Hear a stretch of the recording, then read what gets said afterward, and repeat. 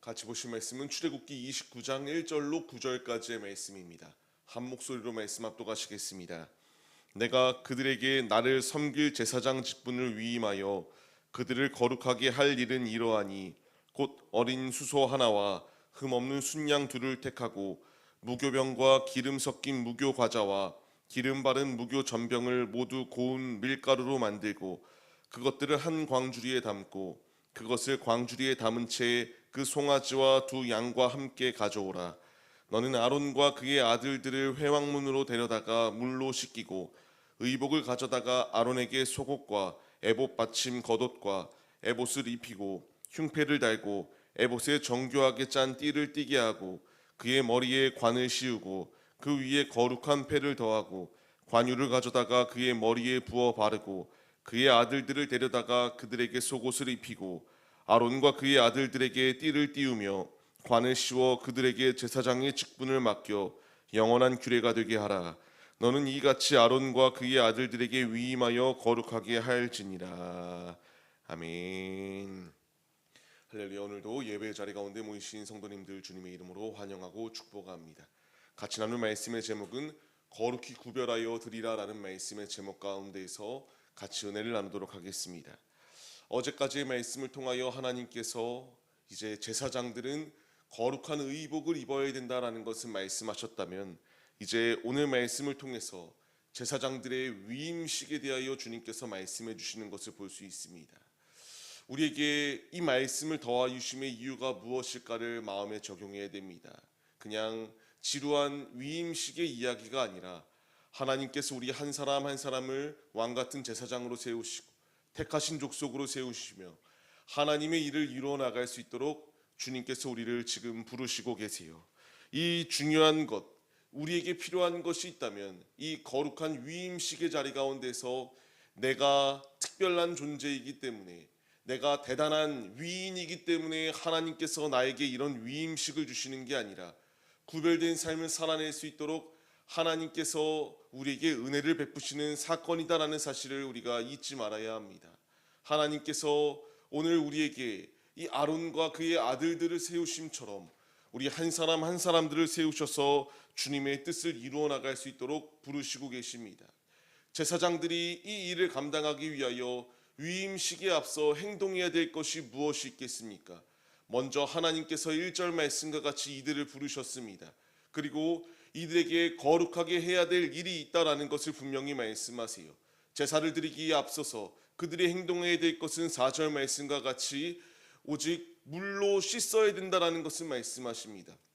구약의 말씀을 통하여 거듭 우리에게 말씀하시는 것처럼 죄의 문제가 해결되지 않고 하나님 앞에 나오는 것은 죽음을 의미한다라고 말씀하셨던 것처럼 이들이 이와 같이 제사장의 직분을 이들이 수행하기에 앞서서 먼저 깨끗이 씻어야 된다는 사실을, 너희는 성별되이 구별된 삶을 살아내는 것이 마땅하다라는 것을 말씀해 주십니다.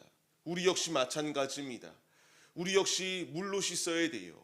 무엇으로 씻어야 되겠습니까? 그 물이 바로 예수 그리스도의 보혈의 피를 상징합니다. 삶을 시작하는 우리에게 필요한 것, 주께서 나에게 왕같은 제사장의 직분을 감당할 수 있는 사명을 더하 주셨다면 이제 우리가 이 사명을 감당하기에 앞서 우리 앞에 놓여있는 죄의 문제들이 있습니다. 스스로의 힘으로는 이 죄의 문제를 해결할 방도가 없어요. 오직 주께서 우리에게 말씀하시는 것처럼 내게로 나올 때에지만이 아버지께로 나올 수 있다. 막힌 담을 허무신 예수님께서 그의 보혈의 피를 의지하여 우리 안에 더럽게 자리 잡고 있는 죄의 문제들을 깨끗이 씻고 믿음의 자리로 나아올 것을 우리에게 말씀하십니다. 우리가 이제 이 말씀을 받았다면 주의 말씀에 순종하여서 삶을 살아가는 우리의 모든 순간순간 가운데에 매일의 삶 속에서 나의 모든 부분 가운데에 핏부림이 있어야 됩니다. 죄악된 잔재들이 나의 마음을 훼손시키지 않도록, 나의 육신을 훼손시키지 않도록 날마다 그 피를 사용하여 주님으로 깨끗이 씻어야 될 사명이 주어졌습니다. 이 모든 위임식 가운데에 주께서 세우시는 과정은 하나님 앞에 온전히 세워지는 믿음의 모습이 있어야 된다는 것을 말씀하세요. 디모데 후서의 말씀을 통하여 주님이 말씀하십니다. 자기를 깨끗이 할 때에 주님께서 귀히 쓰시기에 합당한 자가 될 수 있다라는 것을 말씀하십니다. 모든 선한 일 가운데에 준비하라. 우리가 그 피를 의지하여 죄악된 것이 내 안에 틈타지 아니할 수 있도록 주님으로 깨끗이 씻을 수 있는 결단이 우리에게 있어야 마땅합니다. 히브리서의 말씀을 통하여서도 우리가 마음의 뿌림을 받았어, 몸은 맑은 물로 씻음을 받았다, 참 마음과 온전한 믿음으로 하나님께 나아가야 된다는 사실을 분명하게 말씀하세요. 주님께 쓰임받는 자들의 요건은 먼저 나의 죄를 깨끗이 씻어야 됩니다. 하나님이 쓰시겠다라고 말씀하실 때에 이제 우리가 주님을 목도할 때에 우리의 죄의 문제들이 있고서는 주님 앞에 나올 수 없어요. 내 안에 성령께서 죄를 깨닫게 하시고요, 먼저 주님 앞에 엎드릴 수밖에 없도록 만드시는 것이 주님의 역사하심이에요. 중요한 것은 제사장의 직분을 감당하기 위해 필요한 것, 먼저 죄를 회개하고 주님 앞에 돌아서는 것이다. 지금 주님께서 우리에게 말씀하실 때에 우리가 믿음으로 반응해야 됩니다. 주님께서 우리의 삶 가운데에 함께 하시고 쓰시겠다라고 말씀하시는 이 때에 나는 목이 곧은 채로 죄를 짓지 않았다라고 말하는 것이 어떠한 의미가 있겠는가라는 것을 우리가 생각해 봐야 됩니다. 우리가 주님을 만나고 주님이 나에게 사명을 부어주실 때에 우리는 자연스럽게 회개할 수밖에 없습니다. 사도행전의 말씀을 통하여서도 주님이 우리에게 말씀하시는 것이 무엇입니까? 우리가 이와 같이 죄를 회개하여 성령 충만함을 받을 것을 우리에게 말씀하십니다. 주님께서 이와 같이 우리의 죄를 씻으라 말씀하시는 모든 말씀에 우리가 믿음으로 반응해야 됩니다. 내 안에 더러운 죄를 씻기로 결단하고 아버지 앞에 서기로 결단할 때에 주님이 우리에게 사명을 더하시고 믿음으로 일들을 수행해 나갈 수 있도록 주님이 인도해 주신다는 사실을 잊지 마세요.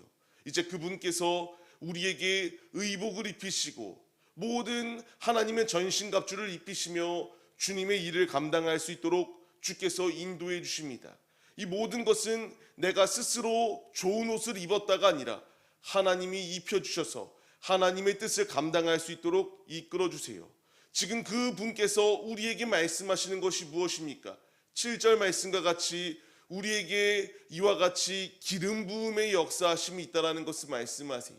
성령 충만할 때에 승리할 수 있습니다. 우리 앞에 놓여 있는 이 치열한 영적 전투의 자리 가운데서 하나님께서 우리 한 사람 한 사람을 왕 같은 제사장으로 하나님의 나라의 확장을 위한 청지기들로 우리 한 사람 한 사람들을 세워 주셨습니다. 주님께서 옷을 입히시고 주님께서 무장할 수 있도록 역사하시며 이 모든 일들을 수행해 나가시겠다라고 우리에게 기름을 부어주고 계세요. 우리에게 필요한 결단이 있다면 주님께 기름 부음을 받아 성령 충만함으로 주님의 일을 수행하겠노라고 하는 결단이 우리에게 있어야 됩니다. 이 맹렬한 사단의 계교가 놓여있는 이 악한 시대 가운데서 나의 힘은 쓰러질 수밖에 없습니다. 필연적으로 쓰러질 수밖에 없는 이 악한 세대의 공격 가운데서 이길 수 있는 지혜는 성령 충만함이다라는 사실을 우리에게 말씀하세요. 앞서 말씀드렸던 것처럼 사도행전의 말씀과 같이 주님께서 회개하여 예수의 이름으로 세례를 받아라, 그리고 그리할 때에 성령의 선물을 받을 것이다 라고 말씀하십니다. 우리 모두는 성령 충만함을 받기를 원합니다. 그렇다면 믿음으로 주님 안에 거하기를 힘써야 되고, 주께서 성령 충만함을 부어주실 때에 거룩의 자리로 나아오는 것이 우리들의 모습이 되어야 된다는 사실을 말씀하십니다. 주님께서 우리를 제사장들로 부르셨습니다. 주님의 일을 감당하는 믿음의 도구들로 우리 한 사람 한 사람들을 세워주셨습니다. 이제 우리에게 필요한 것은 주님의 성령 충만함이 내 안에서 떠나지 아니할 수 있도록 날마다 주님으로 결단하고 주님으로 채워져야 마땅합니다. 계속하여 이 모든 출애굽기의 말씀들, 하나님께서 왜 이들을 출애굽시키셨으며 왜 제사장들을 세우셨습니까? 거룩하게 구별된 삶을 살아내게 하기 위한 주님의 뜻이 예비되어져 있습니다. 지금 그분께서 우리 역시 이와 같이 거룩의 자리로 성령 충만하여 죄악과 타협하는 자리가 아니라 지혜로의 주님의 뜻을 나타내며 주님의 복음을 나타내는 믿음의 도구들이 우리들이 되라라고 주께서 말씀하십니다. 이제 우리가 믿음으로 반응해야 됩니다. 악한 세대를 쫓아 삶을 살아가는 것이 아니라 하나님의 뜻을 쫓아야 돼요. 그러나 이렇게 이와 같이 거룩히 세워져야 될 제사장들이 후의 말씀들을 보게 되면 결국 무너집니다. 우리 역시 무너지지 않기 위하여 날마다 성령 충만해야 돼요. 성령 충만치 아니하면은 쓰러지고 무너질 수밖에 없습니다. 우리가 간구해야 될 것, 그렇기에 나를 세우시겠다라고 말씀하시는 주님의 뜻에 순종하여서 거룩을 소멸치 않게 하여 주옵소서. 성령 충만함을 소멸치 않게 하여 주옵소서. 날마다 주님으로 충만하여 악한 세대 가운데서 참된 빛의 군사들로서 빛의 갑옷을 입고 악한 세대 가운데에서 예수로 무장하여 승리하는 삶을 살아내는 참된 제사장들이 우리들이 되게 해달라는 거룩한 고백이 우리에게 있어야 마땅합니다. 주께서 우리에게 말씀하실 때에 이제 우리가 들었다면 믿음으로 행해야 됩니다. 어제 말씀을 통하여서도 주님의 진리를 받은 자들이 행해야 된다라고 말씀하시는 것처럼 이제 우리가 말씀을 받았다면 그대로 수행해 나가야 함이 필요합니다. 우리가 말씀에 반응하여서 죄악된 세상이 우리 앞에 놓여 있다고 우리도 이 죄악을 쫓아 삶을 사는 것이 아니라 구별되이 거룩히 우리의 삶을 주님께 내어드려 주님을 가장 기쁘시게 해드리는 믿음의 제사장들이 우리들의 모습이 되시기를 바랍니다. 주께서 나를 세우심의 목적, 나에게 생명을 더하여 주심의 목적, 나를 이 세상 가운데 파송하심의 목적이 무엇인지 바르게 깨달아 성령 충만함으로 주님의 뜻을 이 세대 가운데에 나타낼 수 있는 믿음의 도구들이 우리 모두의 모습이 되시기를 주님의 이름으로 간절히 축원합니다.